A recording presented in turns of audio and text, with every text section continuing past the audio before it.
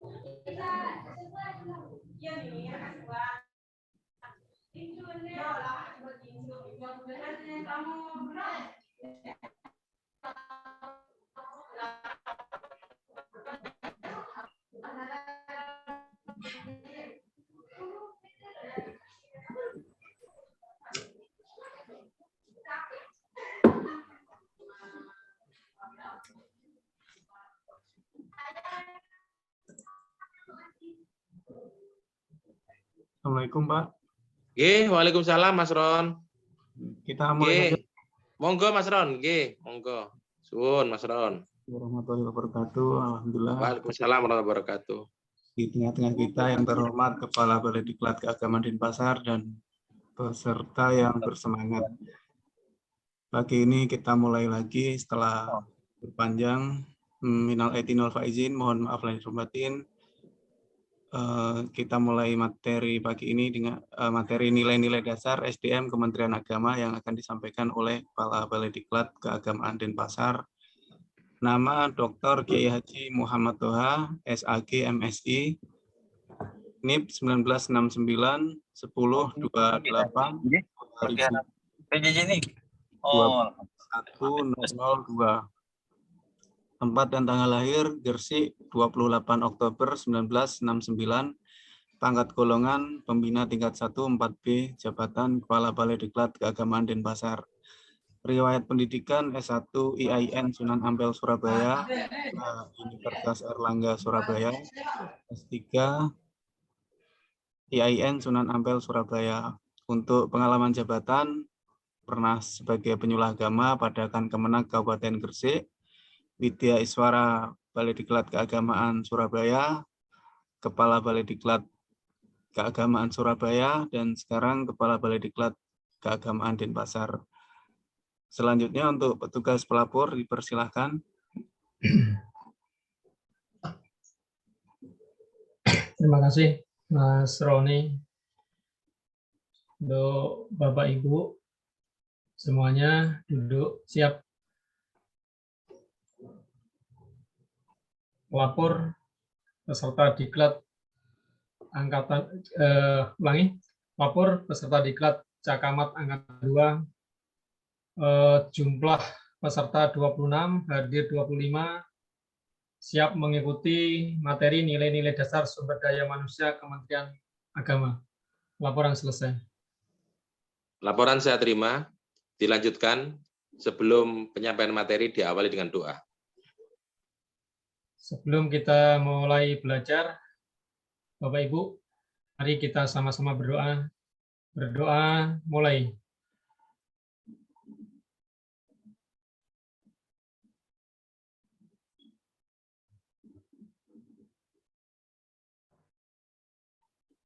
Selesai.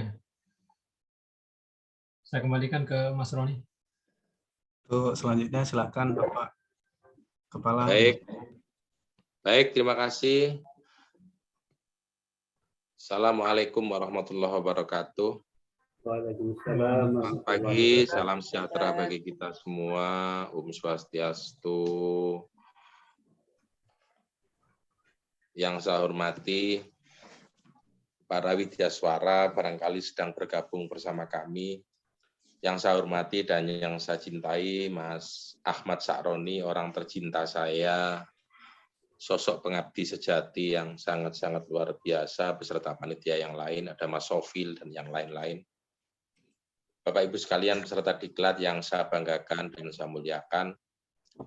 Alhamdulillahirabbil alamin wassalatu wassalamu ala sayyidina Muhammadin wa ala alihi wa sahbihi ajmain wala haula wala quwata illa billahil aliyil azim. Yang pertama, kita layak bersyukur pada pagi hari ini, di pagi yang cerah ceria ini kita dalam kondisi sehat walafiat sehingga bisa mengikuti diklat jarak jauh seperti sekarang ini. Kenapa kita bersyukur? Karena tidak sedikit ada teman juga yang kepingin ikut diklat, tapi karena terlepas karena sinyal atau karena kesempatan, karena kuota, karena macam-macam sehingga tidak bisa. Karena diklat ini bermakna sama, yakni diklat ini seperti diklat-diklat yang lain. Bapak Ibu sekalian yang sungguh sangat saya hormati, Pak Hanan Ismail, sahabat saya, Ibu Sri Nurmaningsih, yang saya banggakan. Yang pertama itu, yang kedua saya mengajak kepada Bapak Ibu sekalian kita untuk bersyukur kita ditakdirkan oleh Allah Subhanahu wa taala, Tuhan yang Maha Kuasa, Pak Nur Taufik Rifai, kita menjadi seorang guru. Karena tidak ada kemuliaan sebuah aktivitas Pak Abdul Basir sebagaimana seorang guru. Saya cukup bangga dengan guru, dan basic saya juga seorang guru. Pak Koimuddin, tidak ada pekerjaan yang semulia seorang guru. Kalau saja guru itu melaksanakan tugasnya dengan baik, maka surga sudah ada di depan matanya. Kalau orang bekerja sebagai pemborong, masih khawatir rezekinya kurang halal karena mengurangi campuran semen dengan pasirnya, Pak Rahmatullah. Kalau ada pedagang masih khawatir mengurangi timbangan, Pak Agus Setiono. Tapi seorang guru ini sudah jelas surga dari depannya. Amin. Pak Barudin yang sungguh sangat saya hormati. Mungkin ada yang bertanya, Pak Mustaram, kenapa kok Pak Toha begitu yakin kalau surga itu sudah ada di depan guru? Tidak ada aktivitas mulia seorang guru. Orang yang tadinya anak nggak mau ibadah jadi ibadah. Anak yang nggak soleh jadi soleh. Anak yang tadinya berani dengan orang tua, bunur hasanah, kemudian anak yang santun kepada orang tua. Itu semua yang dilakukan itu, Ibu Titi Mawaliyah, itu adalah risalah yang disampaikan oleh Nabi. Jadi Pak Sahril, Pak Amrugiono, yang dilakukan guru itu adalah kepanjangan dari tugas-tugas kenabian. Maka yakinlah bahwa guru itu sudah surga di depan matanya. Hanya tinggal menambah satu saja, Pak Ramlin. Menambah apa? Menambah keikhlasan kita. Ketika kita sudah ikhlas, Pak Din Baharudin, maka jelas surga ada di depan kita. Tidak ada pekerjaan semulia seorang guru. Bahkan kalau di kampung saya, Pak Islahuddin, ada seorang berprofesi, bertugas sebagai guru, Pak Arif Rahman, sampai namanya nggak dikenal. Kalau ada orang bertanya, itu rumahnya siapa? Nggak ada nyebut rumahnya Toha, Pak Toha gitu, nggak ada. Rumahnya Pak Guru. Begitu mulianya seorang guru itu. Itu sepedanya siapa? Sepedanya Bu Guru. Luar biasa, begitu mulianya Ibu Hajar Al-Aswad, guru itu. Sehingga namanya nggak kelihatan. Kalau ada orang tua, gurunya muda gitu. Karena bahasa Jawa, oh inggih nak guru, begitu hormatnya pada guru itu. Kalau laki-laki, di Jawa itu Ibu Siti Rahmi, kalau manggil laki-laki kan kakang. Oh, inggih Kang Guru, panggil Kang Guru. Jadi luar biasa, begitu mulianya seorang guru itu sangat mulia. Mas Sofil, sosok ganteng yang saya banggakan juga, Pak Abdurrahman. Jadi ketika seseorang menjadi guru itu melampaui namanya, maka dia kenal dengan jabatannya, luar biasa seorang guru itu. Maka yakinlah, dengan menjadi guru itu wasilah menuju surga lebih mudah, Pak Munawir Halil, Pak Agus Mukhsir, dan Ibu Baik Saheman, karena Baik itu kan perempuan ya, kalau lalu itu laki-laki. Lalu laki-laki. Sehingga saudara sekalian yang sungguh sangat saya hormati, yang pertama banggalah menjadi seorang guru. Kalau jenengan belum merasakan Pak Abdurrahman kemuliaan Tuhan karena guru, yakinlah putra-putri cucu panjenengan akan dimuliakan oleh Allah karena amalia yang sudah panjenengan lakukan untuk menjadi pengajar, sehingga insan ini akan lebih baik dan lebih baik. Yang kedua, Pak Ramlin, Bapak Ibu sekalian sekarang berada di sebuah institusi Kementerian Agama. Tugas yang Bapak Ibu lakukan itu adalah tugas yang menjadi tugas utama Kementerian Agama.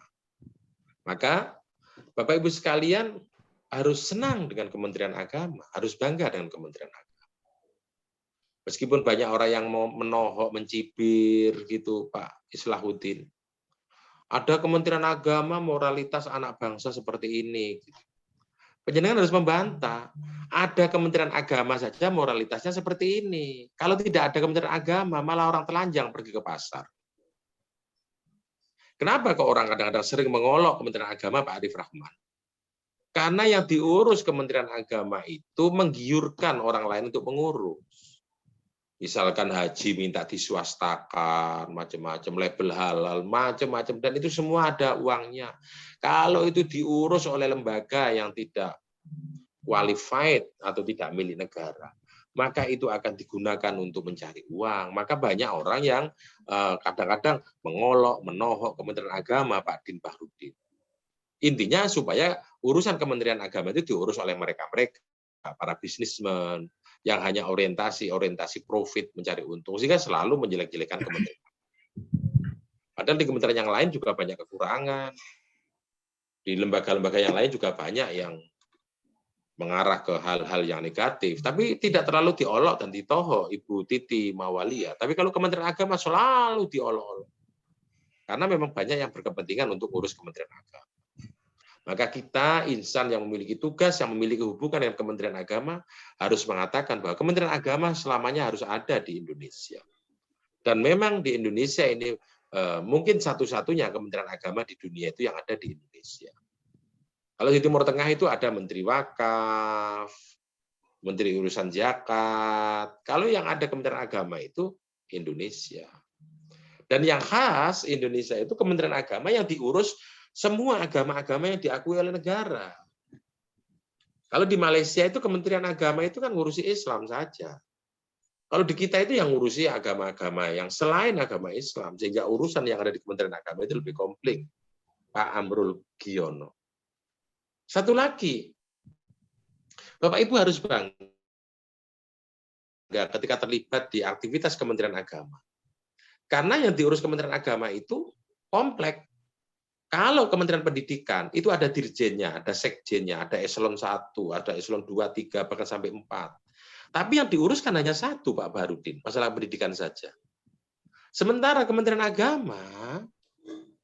Agama itu sungguh sangat luar biasa. Ngurusi pendidikan iya, ngurusi zakat wakaf iya, ngurusi rumah ibadah iya, ngurusi haji iya, ngurusi KUA iya. Jadi urusannya diurus itu macam-macam, Pak Agus Setiono. Itulah Kementerian Agama. Kalau pendidikan itu mulai dari perguruan tinggi sampai pendidikan yang paling rendah, PAUD atau TK, ya diurus sama Pak Rahmatullah, pendidikan saja. Sementara tidak kita. Bagaimana penyuluh harus menikahkan itu urusan Kementerian Agama, bagaimana haji harus baik, bagaimana zakat wakaf harus bagus, bagaimana penentuan hari raya, bagaimana halal itu benar. Semua diurus Kementerian Agama. Jadi ibarat kalau kita melihat kementerian yang lain, itu dia laksana menjual dagangan yang hanya satu, Pak Mustaram. Yang dijual hanya satu. Tapi kalau Kementerian Agama itu laksana supermall, semua ada urusan di situ. Sehingga orang Kementerian Agama itu mesti memiliki kualitas kemampuan yang harus lebih, Pak Abdul Basir. Coba. Kalau Diknas hanya pendidikan saja. Belum lagi meskipun Kementerian Agama ngurusi pendidikan, yang diurus juga lebih luas daripada Kementerian Dignas. Kalau kementerian kita, Kementerian Agama, perguruan tinggi saja ada UIN, ada SETAIN, ada IAIN, itu yang Islam. Belum lagi ada yang setaken, ada yang setaben, sekolah tinggi agama Kristen, sekolah tinggi agama Katolik, sekolah tinggi agama Buddha, ada yang setahen, sekolah tinggi agama Hindu negeri. Kalau Dignas kan umum pendidikannya. Kita itu spesifik, belum lagi yang ngurus pondok pesantren yang Islam. Belum lagi yang ngurus asram yang Hindu. Belum lagi yang ngurus tentang seminari Katolik. Belum lagi ngurus sekolah-sekolah tinggi agama yang lain. Inilah yang diurus Kementerian Agama. Maka ketika orang kemudian menohok Kementerian Agama, berarti dia tidak tahu Kementerian Agama itu sampai seluas apa yang harus diurus.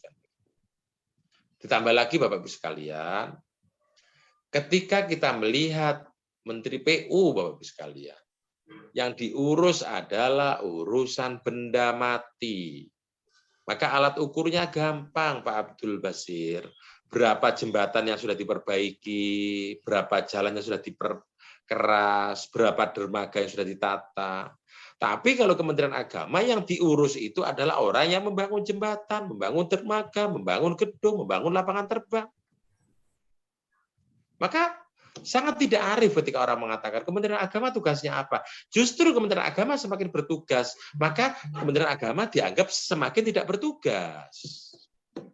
Orang menganggap kita nggak ada apa-apa untuk apa. Ya karena tidak ada apa-apa inilah Kementerian Agama bekerja.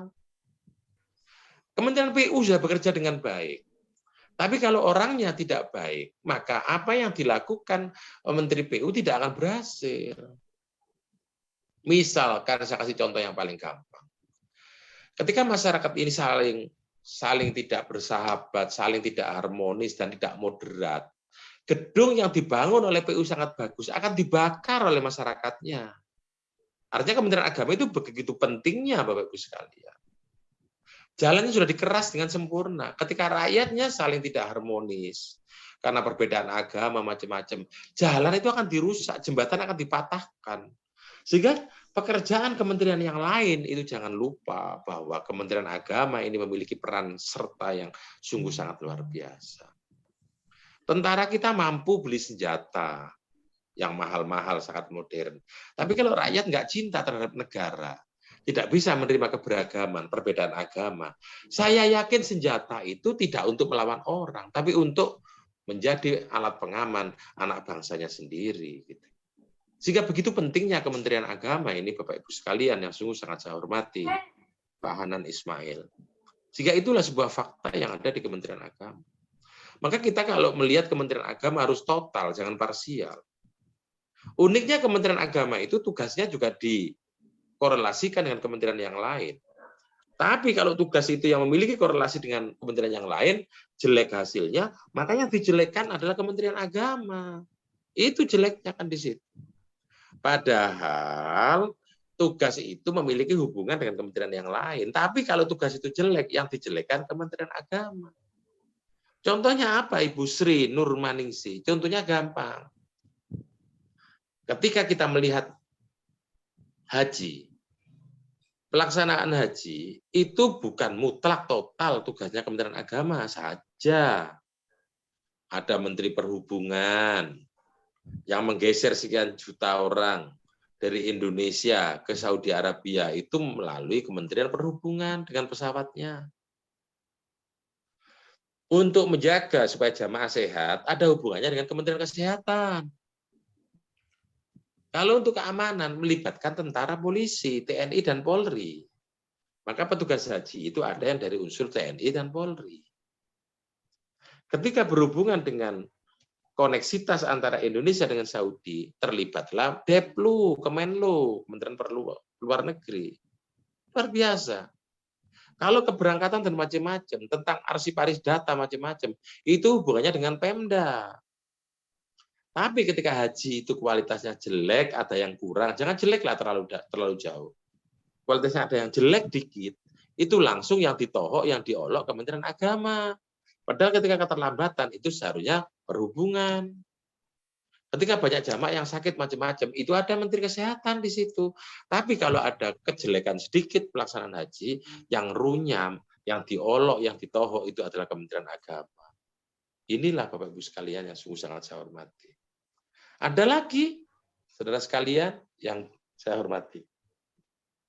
Kementerian Agama ini kan memfasilitasi agama-agama yang sudah harus difasilitasi oleh negara. Agama 6 itu, Islam, Kristen, Katolik, Hindu, Buddha, dan Konghucu. Tapi ketika ada kebatinan, ada kepercayaan, ada kejawen, ada agama-agama lokal, itu tidak bisa melaksanakan ibadahnya. Itu yang diolok Kementerian Agama, padahal itu bukan urusan Kementerian Agama sebenarnya. Inilah saudara sekalian, Kementerian Agama itu sungguh sangat luar biasa, urusannya begitu besar. Yang ketiga, Bapak Ibu sekalian, saya menitipkan kepada Bapak Ibu sekalian, agar ketika kita berhadapan dengan murid-murid kita, mencerdaskan akalnya itu wajib. Tapi jangan lupa menajamkan kolbunya kepada anak didik kita. Karena orang yang akalnya cerdas, tapi jiwanya tidak cerdas, itu kadang-kadang juga untuk meraih keberhasilan, sulit untuk berhasil. Maka semaikan kecerdasan kepada anak didik kita, tapi jangan lupa tajamkan kolbu anak didik kita. Karena survei, penelitian pernah saya baca, orang yang sukses didukung oleh kecerdasannya itu berhasilnya 20%. Orang yang sukses didukung karena kesabarannya, kemantapan jiwanya, itu 80%. Bapak Ibu sekalian yang sangat saya hormati, ini kalau tidak saya kasih contoh, Bapak Ibu sekalian akan ragu, benarkah begitu? Maka di Jepang itu termasuk negara yang paling banyak melakukan harakiri atau bunuh diri warga negaranya. Kita kadang-kadang heran, kenapa negara yang makmur begitu, ekonominya juga mapan, penghasilan per kapitanya juga tinggi, kok banyak yang melakukan bunuh diri. Karena di Jepang hanya dituntut untuk mencerdaskan akal, sementara kolbunya tidak ditajamkan. Padahal tidak semua yang ada di kita itu bisa diselesaikan dengan akal. Akhirnya ketika akal tidak bisa menyelesaikan, orang itu melakukan bunuh diri. Maka dewasakan anak didik kita, tidak cukup hanya mencerdaskan akalnya, tapi menajamkan kolbunya, biar terjadi perimbangan ketika anak didik kita ada masalah. Dan itulah ketangguhan yang luar biasa. Bapak Ibu sekalian yang sungguh sangat saya hormati. Saya kasih contoh bahwa orang yang memiliki keberhasilan tinggi ketika dia memiliki ketajaman jiwa dan kesabaran yang sangat tinggi, contohnya paling gampang, Bapak Ibu sekalian. Kalau di tempat Bapak Ibu sekalian ada tukang bakso, itu tidak serta-merta tukang bakso itu ujuk-ujuk datang ke tempat Bapak Ibu sekalian. Ada yang dikenal Mas Joko, Mas Edi, orang dari Jawa, dari Solo, jual bakso di tempat Bapak Ibu sekalian. Itu tidak ujuk-ujuk, tahu-tahu datang begitu guru saya yang tercinta, Pak Abdul Basir. Tidak. Tapi dia sebagai pendatang mungkin pakai pikul, atau pakai ditaruh di sepeda motornya, jual ke sana kemari. Ketika kemudian banyak peminatnya, Pak Koimudin akhirnya dia berhenti. Yang tadinya dia keliling, maka sekarang dibalik, bukan dia yang keliling, tapi pembelinya yang datang di warungnya. Ketika semakin laris, maka dia kontrak warung. Pertama kontrak warungnya jelek kecil begitu, karena belum punya modal. Semakin laris kontrak warung yang lebih gede. Semakin laris, pengunjungnya semakin banyak, langganannya semakin banyak, Pak Nur Taufik Rifai akhirnya dia beli tanah. Setelah itu didirikan warung seadanya. Semakin laris, kemudian akhirnya dia dibangun tanahnya itu menjadi ruko, akhirnya ada gerai bakso yang sangat besar. Misalkan bakso Mas Eko, bakso Mas Joko, bakso Mas Edi gitu. Tidak serta-merta dari Jawa bahwa uang besar, tidak begitu. Tapi karena kesabarannya bertahap dilalui dengan cucuran air mata, pembelinya yang tadi 1-2 bertambah, akhirnya ngefan jadi pembeli yang luar biasa. Jadi kesabaran itu penting, Bapak Ibu sekalian. Maka kecerdasan akal itu penting, tapi kesabaran juga penting. Karena orang yang sabar itu berarti orang yang cendekia. Orang yang sabar itu berarti dia orang yang arif, tidak gampang disulut. Kenapa itu saya sampaikan? Karena tidak sedikit orang yang sukses di rantau karena kesabarannya. Kita tahu Mas Roni itu lulus pesantren, dia sudah pergi jauh, Mas Roni. Lulus pesantren, dia pergi ke Bali karena kesabarannya luar biasa, mengabdi pada negara. Akhirnya menjadi pegawai Balai Diklat. Itu karena pertama kesabaran dan kecerdasannya menjadi satu. Ditambah lagi orangnya juga ganteng. Saudara sekalian yang Masya sungguh sangat saya Allah. hormati. Bapak Ibu sekalian, karena kesabaran itulah sehingga orang kemudian berhasil.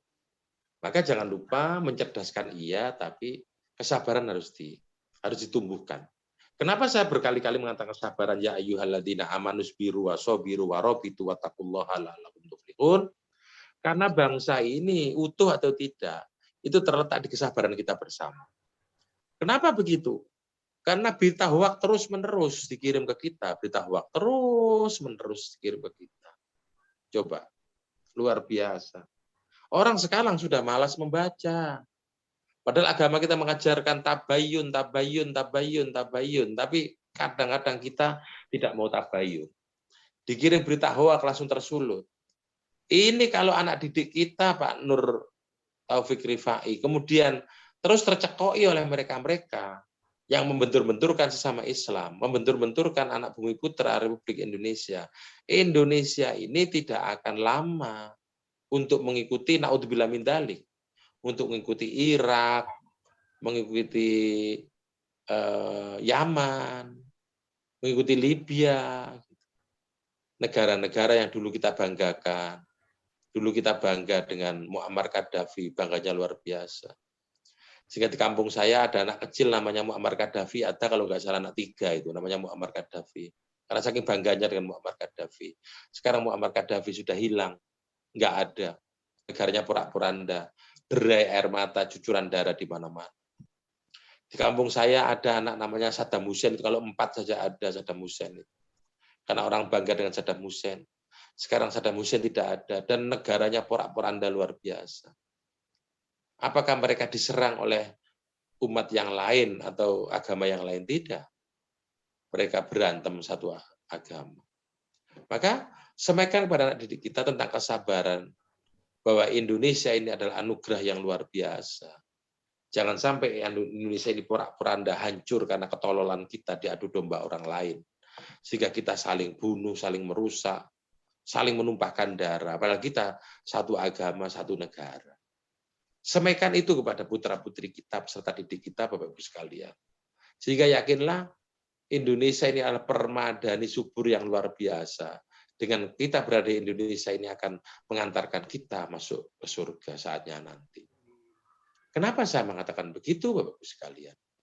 Mana ada orang bisa masuk surga kalau tidak membawa amal ibadah yang baik? Mana ada orang bisa beramal ibadah yang baik kalau negaranya tidak tentram dan baik? Maka anggaplah Indonesia ini sebuah sajadah besar. Dengan ibadah di sajadah besar berupa negeri tercinta ini, kemudian akhirnya kita mendapatkan pahala. Dan dengan pahala itulah akan mengantarkan kita kepada surga. Maka sebagai penutup, ajari anak didik kita untuk juga menerima moderasi, memahami perbedaan, dan yakinlah tidak ada negara seperti Indonesia ini. Ketika saya ke Timur Tengah, Bapak-Ibu sekalian yang sangat saya hormati, ketika saya membimbing haji dan membimbing umroh, saya ditanya oleh sahabat-sahabat saya yang waktu itu ikut rombongan saya.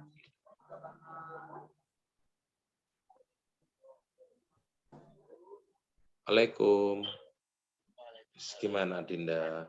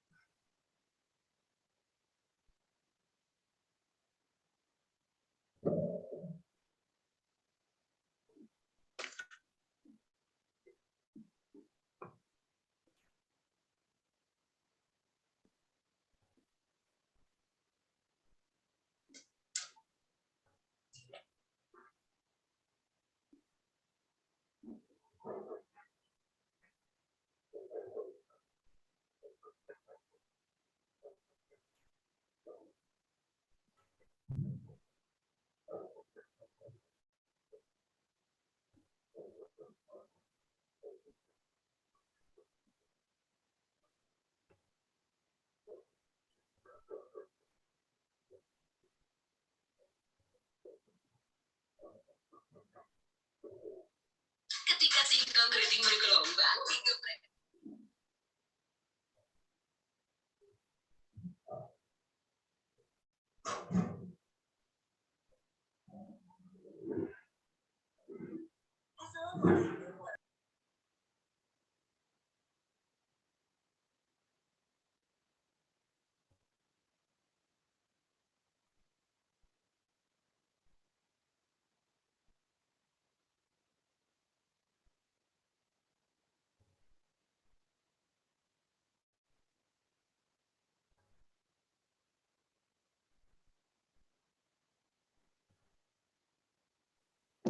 Jadi Bapak Ibu sekalian yang sungguh sangat saya hormati, biasa jarak jauh ada saja. Bapak Ibu sekalian sungguh sangat saya hormati, ketika saya membimbing haji dan umroh oleh sahabat-sahabat saya ditanya, mohon izin ini Pak Kiai Abdul Basir, apa suara saya nyampe di sana? Ajukan jempol kalau nyampe. Terima kasih. Nah, terima kasih Kiai Abdul Basir. Ketika saya membimbing haji di sana, sahabat saya bertanya pada saya, itu dari mana begitu? Melihat person yang berbondong-bondong itu. Saya ditanya nggak bisa menjawab. Karena orang di Timur Tengah, rasnya sama, bahasanya sama, hidungnya sama, matanya sama, rambutnya sama. Sehingga saya nggak bisa menjawab. Karena kalau kita melihat orang di Timur Tengah, orang dari Saudi, dari Mesir, dari Uni Emirat Arab, dari Qatar, dari Iran, dari Irak, semuanya sama. Bahkan agamanya sama. Busananya juga sama, konsumsinya juga sama. Tapi menjadi satu negara tidak bisa. Di Timur Tengah. Di Eropa juga begitu. Bahasanya mendekati sama, bahasa utamanya kan sama, bahasa Indo-Jerman semua. Agamanya hampir sama, semuanya Kristen Katolik. Budayanya sama, makanannya sama. Bentuk hidungnya sama, kulitnya sama, rambutnya sama. Menjadi satu negara tidak bisa. Di Eropa ada Belanda, ada Luxembourg, ada Belgia, ada Swiss. Banyak sekali negara itu. Menjadi satu negara tidak bisa. Sementara Indonesia, Bapak-Ibu sekalian, makanannya tidak sama, bahasanya tidak sama, tradisinya tidak sama. Bahkan agamanya tidak sama, Kiai Abdul Basir di Indonesia. Tapi bisa utuh menjadi satu negara. Ini kan keunggulan Republik tercinta ini. Yang lain sebenarnya sama, menjadi satu tidak bisa. Sementara di Indonesia, Pak Nur Taufik, sebenarnya berbeda-beda, menjadi satu itu bisa. Inilah Indonesia. Maka sampaikan kepada peserta didik kita bahwa Indonesia ini anugerah yang luar biasa. Apa ada negeri seperti Indonesia? Coba luar biasa. Dulu orang menganggap buah kurma itu hanya ada di daerah panas. Sekarang di Pasuruan, itu kebun kurma berbuah luar biasa. Tidak usah ke Saudi Arabia. Dulu buah ceri itu orang menganggap adalah buah yang berada di negara bersalju. Sekarang di Indonesia, di Malang, di Batu, berbuah luar biasa sehingga harga ceri murahnya luar biasa. Kalau kita melihat di Saudi Arabia, di Timur Tengah, kata orang menanam rumput saja, itu di bawah rumput semua ada selang-selang yang mengantarkan air. Kalau tidak begitu rumput mati. Yang punya kebun kurma juga begitu. Setiap kurma ada selang-selang yang mengantar air sehingga kurma itu hidup. Sementara di Indonesia, kita kadang-kadang apa yang nggak ada buah di Indonesia, semua ada. Bahkan kadang-kadang begitu Allah Subhanahu wa Ta'ala, Tuhan yang Maha Kuasa, kasih kepada kita nggak merasa menanam tumbuh sendiri, Bapak Ibu sekalian. Kita nggak merasa menanam jeruk, karena habis makan jeruk kita sembur-semburkan bijinya samping rumah. Samping rumah jadi hutan jeruk, itulah Indonesia luar biasa. Kita nggak merasa menanam pohon pepaya, membelah buah pepaya. Bijinya kita lempar depan rumah, hutan pepaya depan rumah kita. Itulah Indonesia. Sungguh negara yang sangat luar biasa. Maka ayo kita pertahankan Republik ini, kita semaikan kepada anak didik kita bahwa inilah anugerah yang luar biasa berupa negara tercinta Republik Indonesia. Jangan mudah diadu domba orang, jangan mudah kena berita hoax sehingga kita bermusuh sesama anak bumi putra Republik Indonesia. Kira inilah bisa saya sampaikan. Saya mohon maaf barangkali hal-hal yang kurang berkenan. Dan Mas Roni tercinta, saya belum berkeinginan untuk tanya jawab karena tanya jawab dari tempat yang jauh saya khawatir distorsi karena kita tanpa kabel. Saya khawatir nanti pertanyaan dengan jawaban tidak sesuai. Saya merindukan untuk berjumpa langsung. Saya biar bisa menjabat langsung sahabat saya, guru saya, Pak Kiai Abdul Basir, sehingga saya bisa ketemu langsung. Maka saya akan mencukupkan perjumpaan kita pada kali hari ini. Selamat melaksanakan diklat hingga akhir purna acara nanti. Semoga Bapak Ibu selalu sehat sehingga diklat ini ada manfaatnya. Minimal akan memberikan nilai tambah bagi Bapak Ibu sekalian. Amin. Ihdinas siratal mustaqim. Ilahi anta maksudi wa ridhoka matlubi.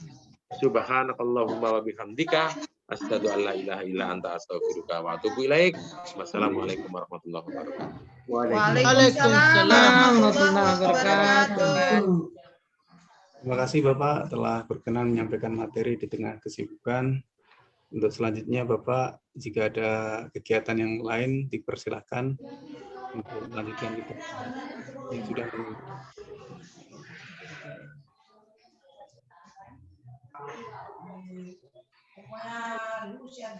untuk peserta selanjutnya. Mohon izin saya live ya, Pak Roni dan para peserta kita yang saya cintai. Pak Kiai, makasih banyak. Sama-sama, Pak Kiai Abdul Basir, sehat selalu ya. Amin, Pak. Terima kasih. Tugas ini Untuk peserta tugas selanjutnya yaitu resum apa yang telah disampaikan harus ya. Kepala Balai tadi. Boleh siap record nggak Pak Bang Ron? Saya kepental tadi nggak ada.